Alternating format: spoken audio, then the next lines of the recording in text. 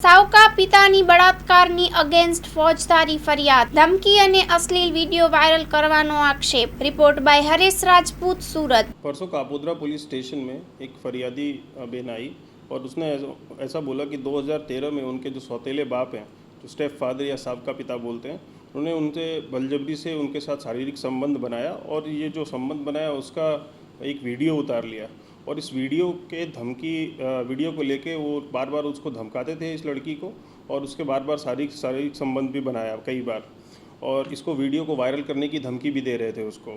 और व्हाट्सएप पे one time scene करके वीडियो करके उसको भेजते थे और उसको धमकाते थे।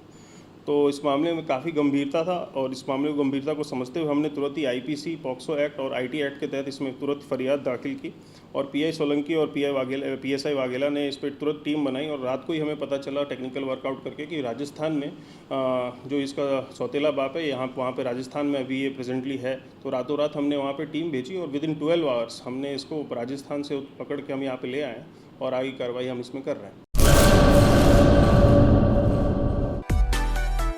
माँ motor driving, safe and sure driving.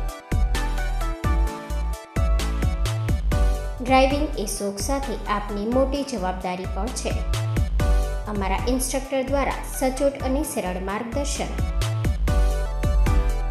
આપની રોજની તાલીમની માહિતી મેળવીને શું અધુરાશ છે એના ઉપર પૂરું ફોકસ કરાય છે।